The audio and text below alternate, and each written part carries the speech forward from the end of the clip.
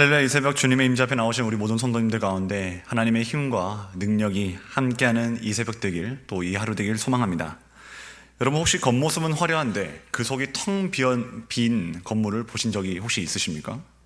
겉으로 볼 땐 웅장하고 멋지지만 막상 들어가 보니 사람 없이 곳곳이 비어있고, 사람들이 살았던 흔적도 없고, 곳곳이 임대로 써있고 비어있다면 우리는 그 건물이 생명력 있는 곳이라고 느끼지 못할 것입니다.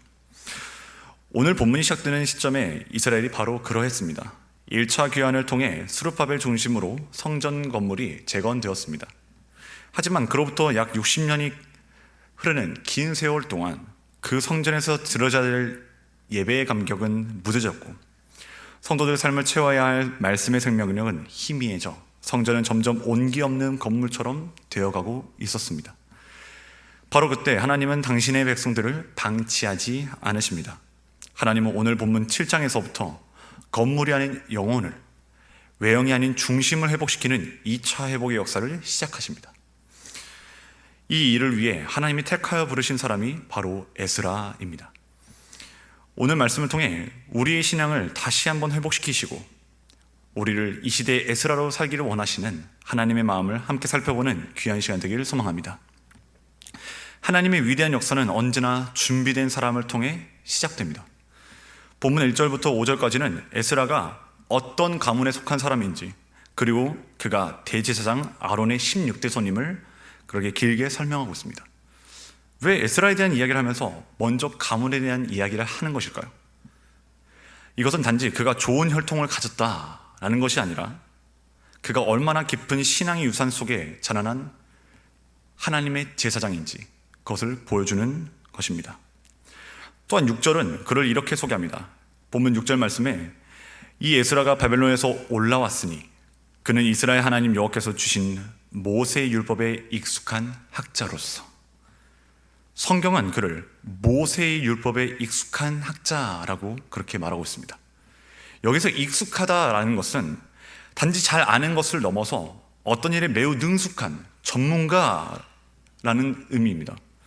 마치 평생 연장을 다룬 목수가 그 나무를 만지고 그 나무의 결을 느끼듯이, 평생 그물을 던진 어부가 물의 흐름만 봐도 고기들이 어디로 가고 있는지 아는 것처럼, 에스라에게 있어 하나님의 말씀은 그 정도로 몸에 체화된 상태, 그의 삶 자체였습니다. 그가 모세의 율법, 즉 하나님 말씀을 자주 대했을 뿐 아니라 말씀에 대한 깊이와 실력도 갖춘 것을 우리는 여기 익숙하다는 표현에서 알게 되는 것이죠. 여러분, 저와 여러분은 무엇에 익숙할까요? 특별히 하나님 말씀을 전하고 가르치는 사역자, 제가 오늘 이 말씀 앞에 가장 먼저 서게 됩니다. 우리는 무엇에 익숙할까요? 세상의 건강 상식, 재테크, TV 드라마의 다음 회차를 꿰뚫는 데는 때로는 저희가 익숙할 때가 있습니다. 안정된 삶을 위한 전략을 짜는 데는 익숙할 때가 있습니다. 근데 그러면서도 정작 우리의 영혼을 풍성하게 하고 우리의 영혼을 힘을 얻게 하고 진정한 복의 길로 이끄는 이 생명의 말씀에는 과연 얼마나 익숙한가?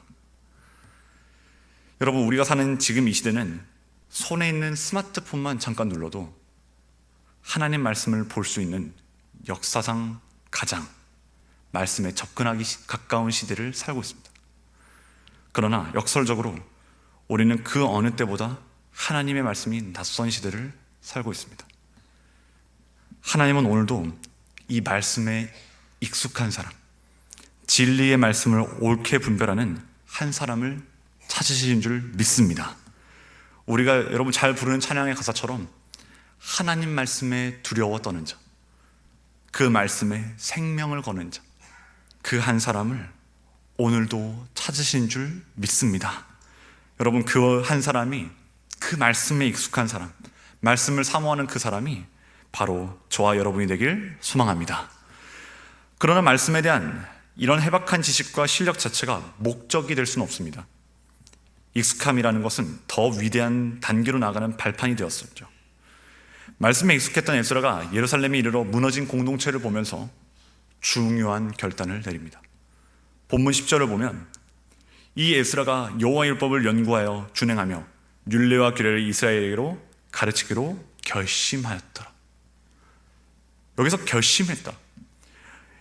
에스라가 여호와의 율법을 연구하고 준행하며 율례와 규례를 이스라엘에게로 가르치기로 결심했다. 이 말은 이 일에 마음과 뜻을 온전히 쏟아부었다라는 의미입니다. 누가 시켜서 한 일이 아닙니다. 백성들이 요청한 것도 아닙니다. 예루살렘에 도착한 그가 이 백성에게 진정으로 필요한 것이 무엇인지를 보게 되고 알게 됐던 것이죠. 무너진 조국의 근본적인 문제는 말씀의 부재라는 사실을 알게 됐던 것입니다. 그래서 그는 자신의 사명을 세 가지로 확인합니다. 첫째, 말씀을 깊이 연구하고, 둘째, 그 말씀을 자신의 삶으로 먼저 준행하며 살아내며, 그리고 마지막으로 셋째, 그 생명의 말씀을 공동체에 가르치기로 뜻을 정한 것입니다. 여러분, 이것이 우리 개인과 공동체, 우리의 가정, 우리의 교회의 회복을 위한 가장 중요하고 영원한 공식이 된 줄 믿으시기 바랍니다. 여러분, 이것이 정말 중요합니다. 하지만 우리는 자주 말씀을 타협합니다. 시간이 없다고, 할 일이 많다고. 그러다 보니 계속 말씀이 우리의 인생의 우선순위에서 점점점 밀리게 되죠. 그러다 보면 어느새 살아는 있는데 텅 비어버린 내 자신을 발견할 때가 있습니다. 여러분, 우리의 진정한 회복은 다른 곳에 있지 않습니다. 오직 말씀입니다. 다시 말씀으로 돌아가 우리가 말씀을 깊이 묵상하고, 또 하나님 그 말씀을 살아낼 수 있도록 도와달라고 간구하며 그 말씀을 자녀들과 이웃들에게 가르치기로 오늘 이 새벽에 결단하는 저와 여러분이 되길 소망합니다. 우리의 마음을 하나님의 뜻에 정렬할 때, 그 뜻에 맞출 때 하나님의 놀라운 일하심이 쏟아집니다. 에스라의 삶이 바로 이것을 증명합니다. 말씀에 고정된 삶, 하나님의 뜻에 고정된 삶이 어떻게 하나님의 그 인생을 도우시는가를 오늘 말씀을 통해서 우리는 살펴볼 수 있습니다. 성경은 반복해서 에스라를 설명할 때도 그의 하나님 여호와의 도우심을 입은 사람, 그렇게 기록하며 본문 구절을 보면 그가 귀한 자들과 함께 바벨론에서 예루살렘에 올라갈 때도 하나님의 선한 손에 도우심을 입었다라고 그렇게 증거하고 있습니다. 여러분, 하나님의 도우심은 우리의 상상을 초월합니다.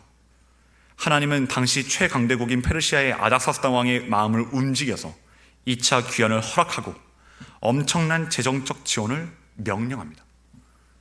여러분, 22절을 보면 은은 100달란트, 밀은 100고르, 포도주와 기름도 각각 100바까지, 소금은 정량 없이 무제한으로 공급하라. 이것은 단순히 필요한 것을 채워주는 그런 수준이 아닙니다. 차고 넘치도록 부어주시는 하나님의 압도적인 공급하심이죠. 심지어 24절에 성전에서 섬기는 모든 사람들에게 조공과 관세, 통행세까지 면제해 주라는 특별 조치가 내려집니다. 여러분, 이것이 하나님의 일하시는 방식인 줄 믿습니다. 너희는 먼저 그의 나라와 그의 의를 구하라. 그리하면 이 모든 것을 너에게 더하시리라. 하나님은 우리가 상상조차 할 수 없었던 방법으로 길을 여시고 사람을 붙이시며 필요를 채우십니다. 그러한 하나님의 주권적 일하심으로 인해 에스라가 이렇게 고백할 수밖에 없었습니다. 오늘 본문 마지막 절을 보면 27절과 28절에 우리 조상들의 하나님 여호와를 송축할지로다. 그가 왕의 마음에 예루살렘 여호와의 성전을 아름답게 할 뜻을 두시고 또 나로 왕과 그의 보좌관들 앞과 왕의 권세에 있는 모든 방백의 앞에서 은혜를 얻게 하셨도다. 내 하나님 여호와의 손이 내 위에 있으므로 내가 힘을 얻어 이스라엘 중에 우두머리들을 모아 나와 함께 올라오게 하였노라. 어떻게 고백하고 있습니까? 내 하나님 여호와의 손이 내 위에 있으므로. 여러분, 하나님의 손이 오늘 이 새벽 말씀 앞에 선 저와 여러분의 삶 가운데 함께하는 줄 믿으십니까? 말씀의 삶을 고정하고 주야로 말씀을 묵상하는 자에게 오늘 이 말씀처럼 하나님의 손이 함께하는 줄 믿습니다. 시편 1편의 고백처럼 여호와의 율법을 주야로 묵상하며 그 율법을 즐거워하며 그 말씀을 따라 사는 자에게 주시는 그 복, 철을 따라 열매를 맺으며 그 잎사귀가 마르지 않는 그 복, 그 복이, 하나님의 선한 손이 오늘도 말씀을 따라가는 자들에게 함께하는 줄 믿습니다. 말씀 맺겠습니다. 하나님은 어떤 분이십니까?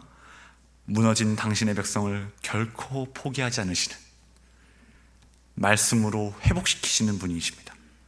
그렇게 오늘 하루가, 우리 남은 모든 생애가 세상의 지식이 아니라 세상의 지식을 넘어 하나님 말씀에 가장 익숙한 전문가가 되기를, 다시 한번 말씀을 깊이 묵상하고 말씀대로 살며 그 말씀을 자녀들과 이웃들에게, 또한 내가 속한 목장에게 가르치기로 굳게 결심하기를, 그리하여 우리의 걸음마다 함께 하시는 하나님의 손을, 그 선한 손을 생생하게 느끼며 하나님을 찬양하는 복된 인생이 되기를 우리 주 예수 그리스도의 이름으로 간절히 축원합니다.